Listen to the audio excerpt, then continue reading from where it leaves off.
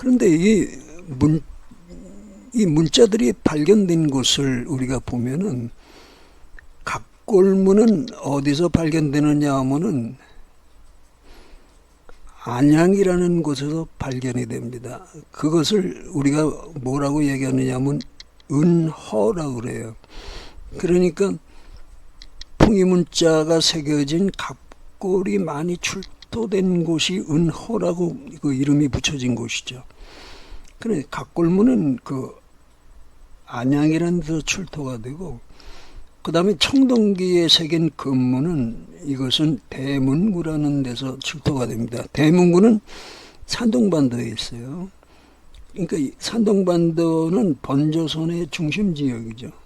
그러니까 이 대문구에서 출토된 그 금문은 번조선의 그 청동기다 이렇게 볼 수가 있는데, 그걸 진화족들이 다 없애버려서 이걸 전부 어디다 갖다 붙였냐면 다 주나라나 뭐 이런 데다가 다 붙여버렸어요. 그래서 주나라의 유물은 대부분 번조선의 유물이다 이렇게 저는 보고 있습니다. 자, 그러면은 우리가 지금 한국의 역사에서 우리가 시조를 얘기했거든요. 그 시조가 한국의 제가 된 한인이라고 그러죠. 우리가 한인 천재다 이렇게 얘기합니다. 그러니까 한인 천재의 비가 된 분이 항영이라고 하는 분이에요.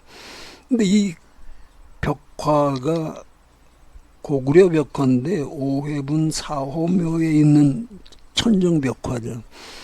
여기 보면은 이분들이 그 풍이족이라는 근거가 어디 있냐면은 임도사신이라고 그래가지고 머리는 사람이고 몸통은 뱀이에요. 그러니까 이 뱀의 몸을 가지고 있는 사람들이 풍이족이거든요. 그러니까 풍이족을 뱀의 몸으로 이렇게 그렸어요. 그러니까 이분은 여자기 때문에 항영이다 이렇게 볼 수가 있죠. 그 다음에 또 항영과 마주보는 분도 역시 몸이 임도사신으로 되어 있어서 역시 풍이족이다 이렇게 볼 수 있어요. 뱀의 몸을 가지고 있기 때문에. 근데 이분들이 다 날개를 가지고 있어요. 이게 무슨 뜻인가요? 이분들이 풍이족, 조이족 하고 부르지만은 다 조이족 출신이라는 뜻이 있는 거죠, 이게. 그래서 이 고구려 벽화에서 풍이족과 조이족을 찾아낼 수가 있어요.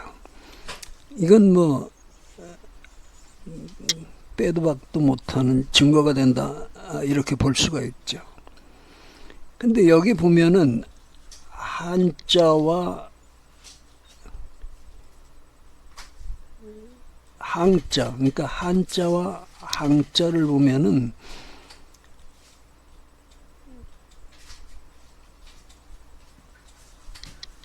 요 문자 날일자가 들어있죠.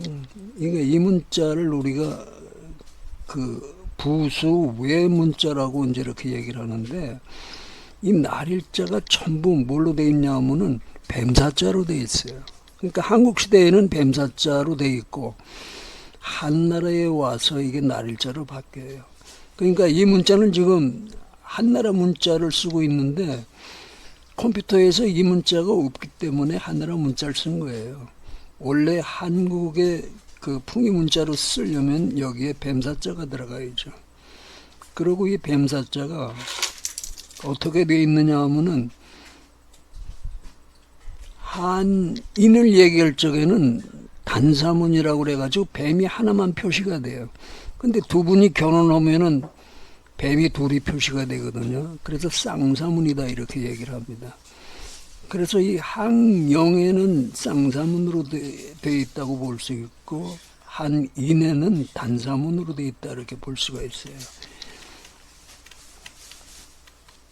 자, 여기 그림이 나오는군요. 자, 항영할 때 항자를 보면은 이 부수 외 문자가 이게 단사문으로 되어 있어요. 이게 뱀이 한 마리로 되어 있는 겁니다.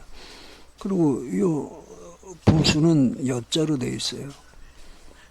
그러니까 여자에다 뱀이 한 마리 있고 머리 위에는 하늘이 있고 또 아래는 땅이 있고, 이 문자가 발견이 됐으면은 그대로 갖다 썼을 텐데 발견이 안 됐기 때문에 이렇게 제자를 했습니다. 그러니까 문자를 만들었어요.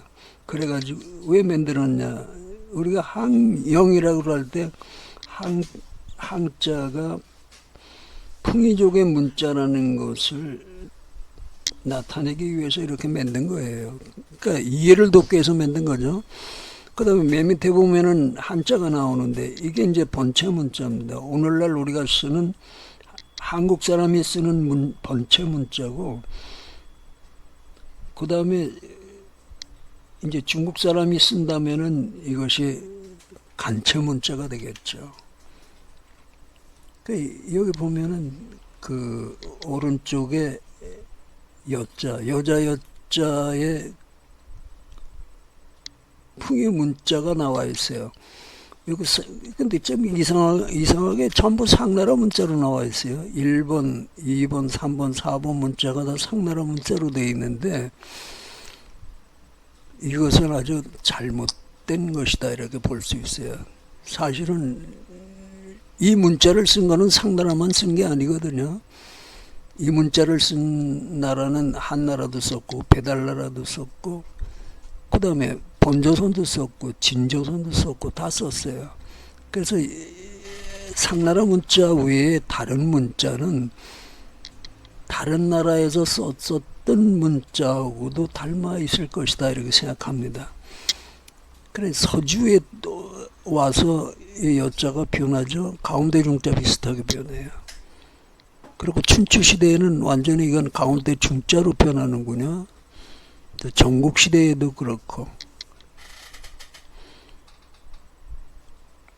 자, 전국 시대의 여자가 파자하고도 비슷하게 변해요. 이 파자는 용의 뜻이 있습니다. 그러니까 한국 때는 파자를 용의 뜻으로 썼어요. 그러니까 이 시대에 이게 왜 바뀌었는지 이제 그건 우리가 알 수가 없죠. 좌우간 한나라의 때 와서 우리가 오늘날 쓰는 그 여자로 변합니다. 자,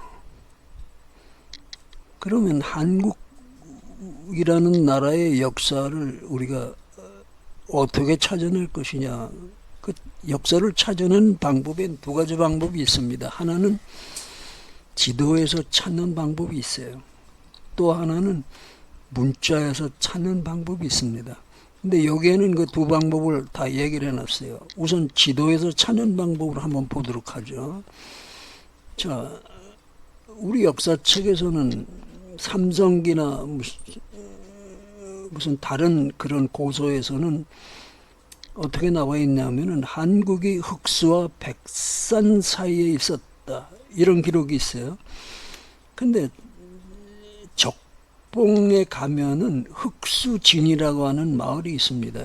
이 사진이 바로 흑수진을 촬영한 그 사진이에요. 그러니까 이 흑수진이 지금도 있어요.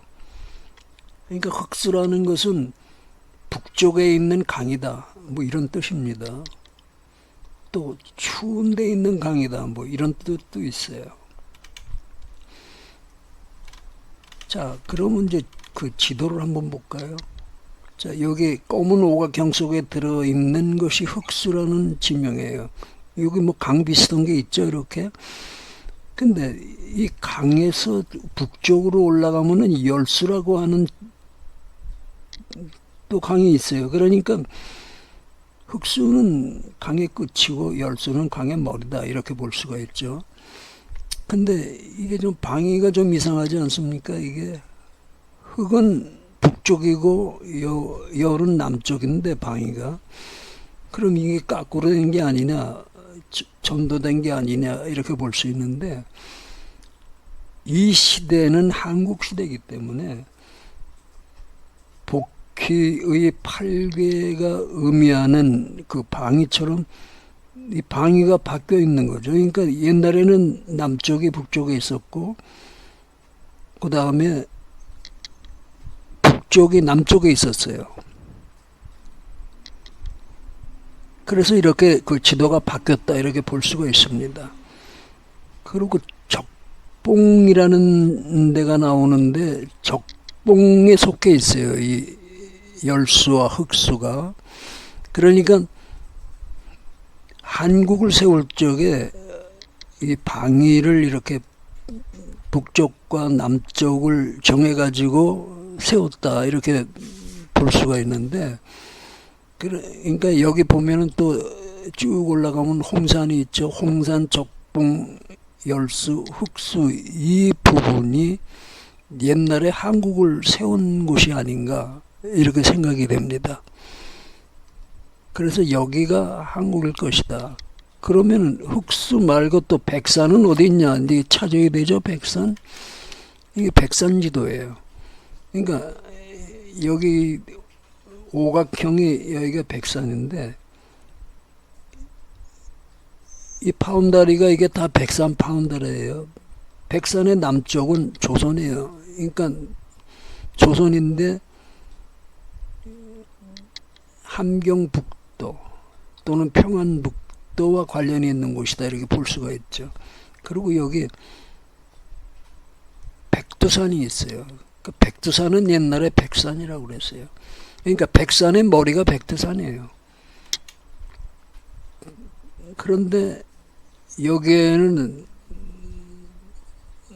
국도를 세울 만한 방위 표시가 있는 지명이 없어요. 그러니까 흑수라든지 열수라든지 이런 지명이 없어요.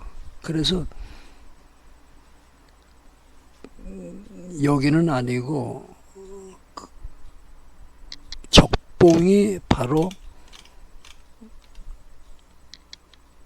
한국의 국도가 있었던 곳이다. 이제 이렇게 생각을 합니다.